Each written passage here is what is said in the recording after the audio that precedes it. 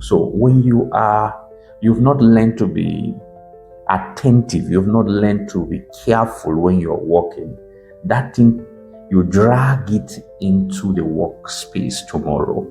Recently, I was in a lab session with some of my medical students, and I was encouraging them to pay attention to what I was saying and what I was trying to explain.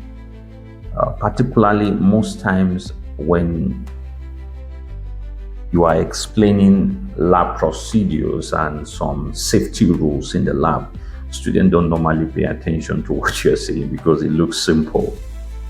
It looks simple. And I was telling them there are a number of things they need to pay attention. The lab procedure could look simple. For example, don't come into the lab eating, don't come into the lab with your phones, meaning that you need to put them in a silent or switch it off. Maybe the lab session is just about an hour or thereabout.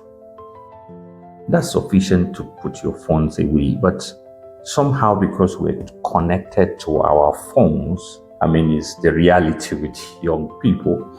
So they are not able to endure even an hour without their phone. So this kind of thing can divide their attention. So you are in the middle of an experiment and then you have an alert or something coming in your phone or a notification. You want to just quickly check.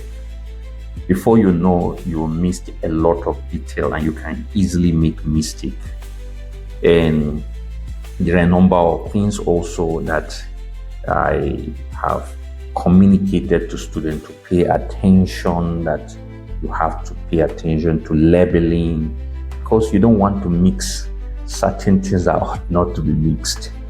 So you have to pay attention to what you are working with. The bottles ought to be labeled correctly. There's so many of these lab safety rules.